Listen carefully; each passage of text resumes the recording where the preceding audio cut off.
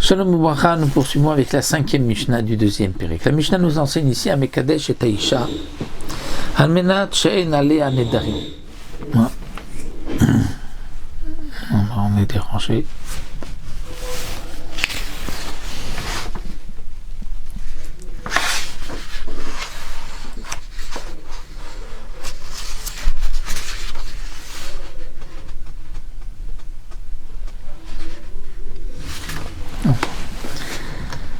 On va essayer, s'il n'y a pas de...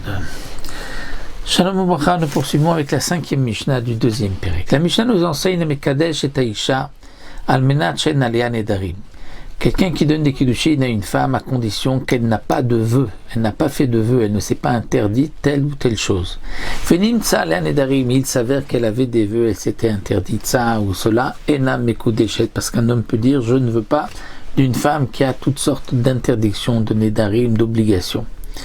K'nsa Stam, s'il s'est marié avec elle sans rien dire. Venimtsa Alea Nedarim, il s'avère qu'elle avait des Nedarim.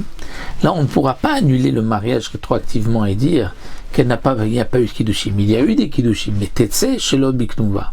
C'est-à-dire, il pourra la divorcer, mais il ne lui donnera pas le montant de sa Ktuba. C'est-à-dire, on n'annule pas le mariage, étant donné qu'il ne l'a pas précisé, mais malgré tout, il peut le divorcer sans lui donner donc sans lui donner le montant de sa Ktuba.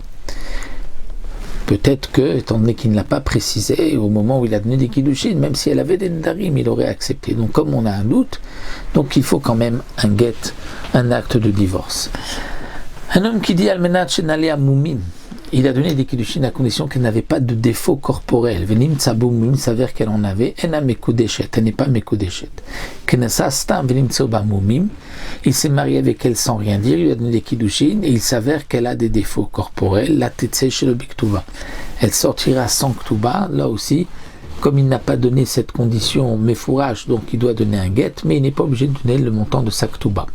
Quels sont les défauts qui peuvent donc annuler un mariage ou qui peuvent donc dans le deuxième cas qu'elle va perdre sa Ktuba? Ce sont les défauts qu'on retrouve chez les Kohanim. Kol Mumim Aposlim Ba Kohanim, qui sont rapportés dans Masechet Ktubot, dans la Gemara.